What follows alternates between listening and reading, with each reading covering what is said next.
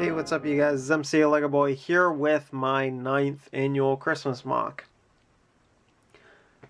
So, right now on LEGO Ideas there is a contest going on to build interiors for the pop-up book. I wanted to do that anyway, but now I'm glad that there's a contest going on for it. I also needed to build my Christmas MOC, and I figured I might as well try and find a way to mash the two together. I know I said that maybe I'd try doing Endor or Naboo for the pop-up book if you watched that review. But my first interior for the pop-up book is actually A Christmas Carol.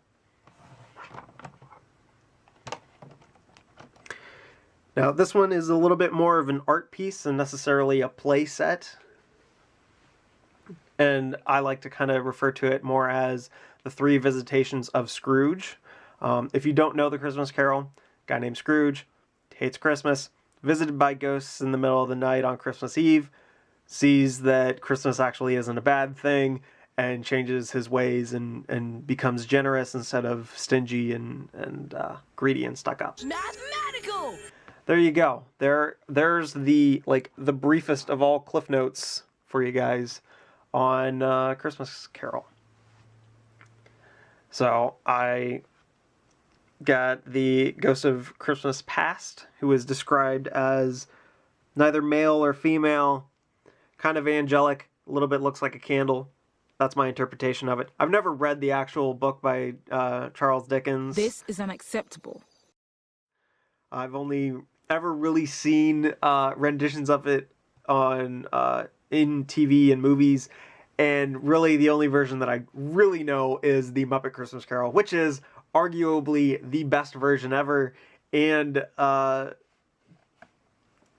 possibly even the best Christmas movie. So, you know, if you get it, try and get the DVD version of it, not like a combo pack with a Blu-ray, not a digital version. Like, get the DVD version because it comes with the extended edition of the movie, which is the full movie.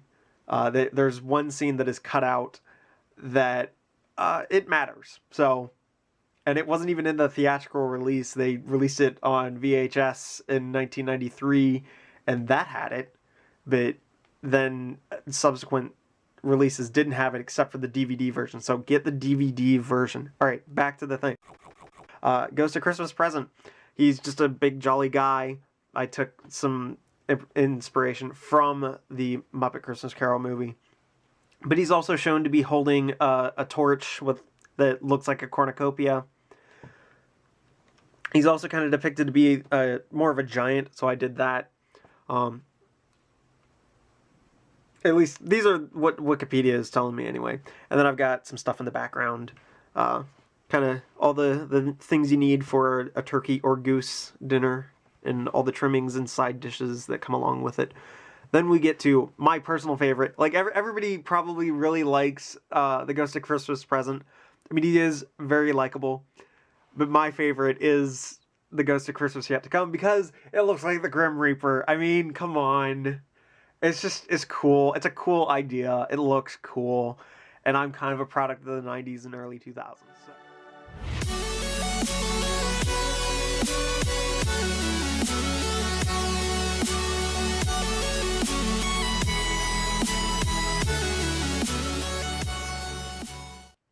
That's just kind of like, that's my thing. And also, he's really cool because he doesn't say a word. He just points at things. And right now he's pointing at the grave site of Scrooge, and he learns that nobody cared when he died, and people were actually happy, and it's all because he wasn't generous and he wasn't kind towards everybody else. So, got that going on, and I included a grandfather clock because I thought that would be a neat idea, and it's got a cool gear function, because unlike having it in the middle where it would be the easiest to be, it would be obscured by the torch. And so I decided, we'll put it over here and find a way to do it and I was able to do it with a gear mechanism and some lift arms and a rubber band. It gets pretty intense. I'm just saying, like, I don't usually use Technic in my builds, and so trying to do this, I'm just impressed with myself. I'm sorry, I gotta pat myself on the back for it. But at least in the Muppet movie, that's where I learned that when the bell tolls 1, that's when the first ghost comes to visit Scrooge. And so I figured having a clock in there would be important. I wanted to do a fireplace with Marley coming out of it. Jacob Marley, who is a former business associate of Scrooge. And he actually comes to warn Scrooge, saying, hey man, you got to change your ways and you're going to have ghosts visiting you. But anyway, here's this little table.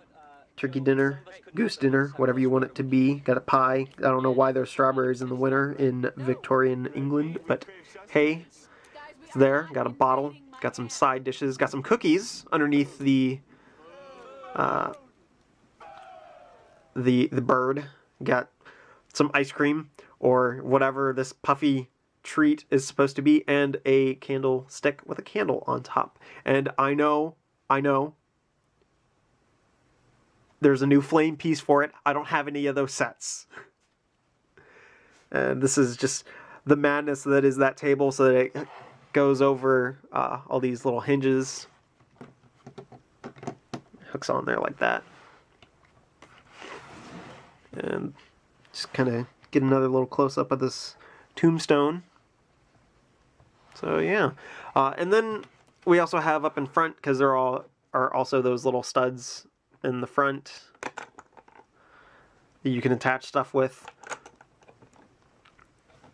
I decided that do a little bit of symbolism. So this little plant thing represents, yes, I know my words. It represents Scrooge's heart or his soul or spirit or whatever. And it's always, it's dying, it's rotting, it's being consumed by earthly possessions, mainly money, because that's what Scrooge only seems to really care about, is business. Business. Numbers? Is this working?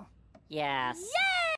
And then over here, as you go through the night with Scrooge, and as he learns from the ghosts how to be more generous and giving and get into that Christmas spirit, it is now flourished, and it is doing quite well. So that is really all there is to this. I made this about as tight packed as I could, because I mean things are just barely scraping by. I mean, that torch is almost touching the book there. Ghost of Christmas Past, the flame hair actually does kind of knock in every now and then. So, but if you do it, if you do both sides of the book at the same time, it will pass through. And then in here, oh my gosh, like look at how close all these things are. And then this, oh, see, that happens occasionally. So that might be out of the game. I don't know. Depends on if people see this video that are judging. And then you got this little gap right here, just barely squeezes in. And I know it bows out, but it does close together. The book would kind of bow open anyway. Like even when I've got it closed like this, it's bowing out in the middle, kind of bone at the bottom, bone at the top. That's just kind of what this set is doing. So, but yeah, this is my entry into that contest. This is my 9th annual Christmas MOC. It felt good to actually build something again after a while of not building anything, and I hope you all have a very Merry Christmas. See you guys.